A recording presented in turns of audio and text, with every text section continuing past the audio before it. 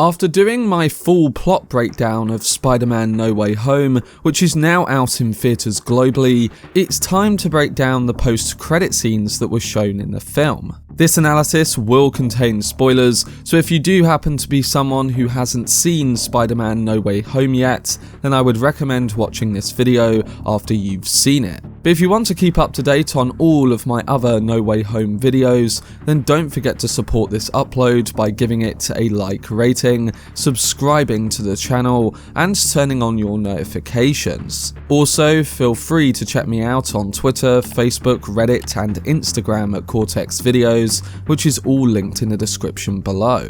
But without further ado, let's dive into the post-credit scenes from Spider-Man No Way Home Explained.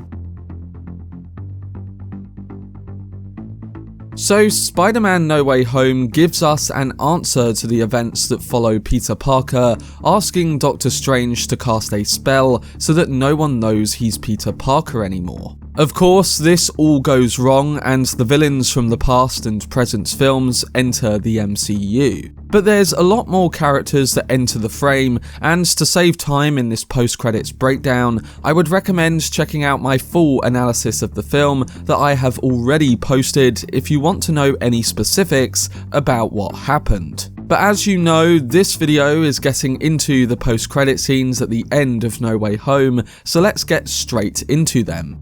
So to begin with, No Way Home had an initial mid-credit scene that reflects what we saw at the end of Venom Let There Be Carnage, with Tom Hardy's Venom seemingly been moved over to the Marvel Cinematic Universe, leaving fans excited about seeing him potentially cross over with Tom Holland's Spider-Man. Well, it seems that this happened due to Doctor Strange opening the multiverse in the first act of No Way Home, potentially supported by the events of Loki, which is unclear as of now. As with Eddie Brock, the spell brought the villains from Spider-Man's past alongside classic iterations of the web-slinger with Tobey Maguire and Andrew Garfield. But it seems Tom Hardy's take won't be going much further in regards to the MCU, as during all this time, he never leaves the hotel resort from the second Venom film. At the hotel lounge, a drunk Eddie attempts to understand all the events that have occurred in the MCU, discussing Iron Man, Hulk, and the events of Infinity War, further aided by the bartender who explains this to him, before deciding that he should go and talk to Holland's Spider-Man about everything that has happened.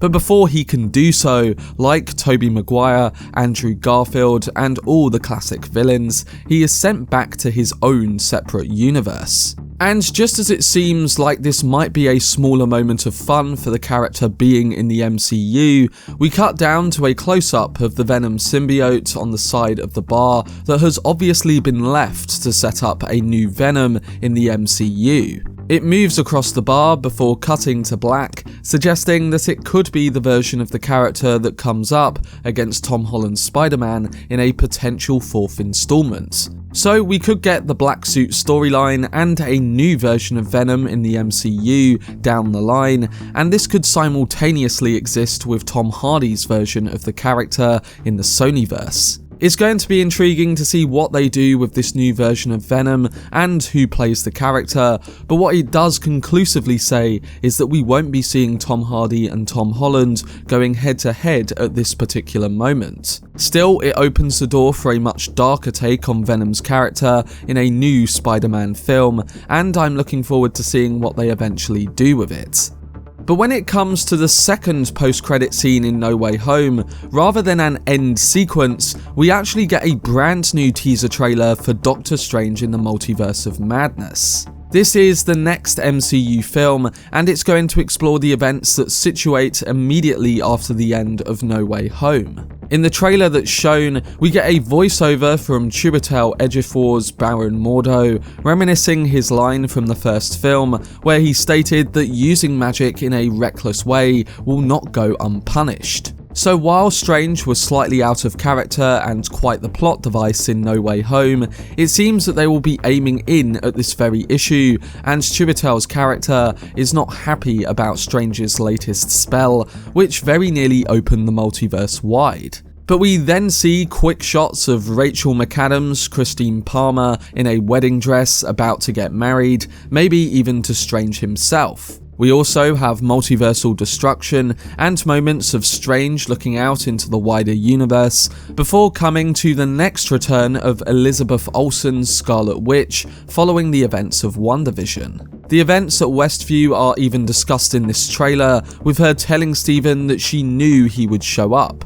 She confesses that she made mistakes, while Strange assures that this is not about what happened at Westview, and rather he needs her help to tackle a multiversal threat. We then follow with a final few shots of the character America Chavez, as well as Strange's tentacled nemesis Shuma Gorath, with the trailer ending at a bombshell reveal of the greatest threat to the universe being Strange himself. In comes the reveal of the evil Doctor Strange, also known as Strange Supreme, who was introduced in the MCU in the Disney Plus animated series What If earlier in the year. It's likely that this trailer or an extended version will be released online very soon, but it does give us a good early hint of what is going to happen and what it all means. If we look back at the 4th episode of What If, Strange is so distraught by the death of Rachel McAdams' Christine that he attempts to save her by constantly going back in time. The Ancient One warns him that it cannot happen, as her death was an absolute point, but of course, Strange pays little focus. As this transpires out of control, the Ancient One splits Strange into 2 iterations, one which understands and accepts Christine's death, alongside an evil version known as Strange Supreme. The Supreme version outpowers the good one and uses his abilities to bring back Christine from death, but this leads to the destruction of reality itself. And once the alternate universe collapses, Strange Supreme is left totally alone. Yes, he did come back in the finale to save the multiverse, but the Watcher returned him to his universe by the end. So with all of these events, it's unclear whether the Strange Supreme we see in the trailer is the same one from What If, but it's a good starting point for the character that can now be used as a main antagonist. It's likely that with all the multiverse problems and changes in No Way Home, that this has left entry for him to leave his lonely universe and cause chaos in another. After Peter gets Strange to redo the spell at the end of No Way Home to make everybody forget who he is, we think this is successful. But like when the first spell was originally contained and characters started appearing, what if some others slipped through the cracks? If anyone could, it's Doctor Strange's evil version, but really we'll just have to wait to see how all of this came to be. It's also possible that his appearance isn't a direct consequence of the spell from No Way Home, and it might be due to somebody else tampering with the multiverse, essentially getting a one-up on Strange after his mess-up in No Way Home. Maybe it's someone else, or maybe it's even Wanda. After all, she clearly wants to get her children back, and maybe this is part of that plan. We'll have to see, and we won't get all the answers until Doctor Strange in the Multiverse of Madness next year, but up until then, we can only guess what route they will take. Overall though, it's 2 credit scenes that really set up the next Doctor Strange and Spider-Man films with darker takes, with a potential for a black suit Spider-Man, a new Venom, and an evil Doctor Strange. But that was my video explaining the post-credit scenes for Spider-Man No Way Home. I do hope this breakdown helped some of you guys recap and understand all the events, and I'm looking forward to seeing where this all goes in the MCU's next entries, and especially Doctor Strange in the Multiverse of Madness. Let me know what you thought of the post-credit scenes down below, and whether you are excited for what's to come. I will be doing a video essay for Spider-Man No Way Home later on in the week too, so keep a lookout for whenever I post, and make sure you don't miss any of my future content. For more videos on Spider-Man No Way Home and other releases like The Matrix Resurrections, which comes out next week, then subscribe to the channel and turn on your notifications. Also, if you enjoyed this video, remember to leave a like rating and follow me on social media via the links in the description.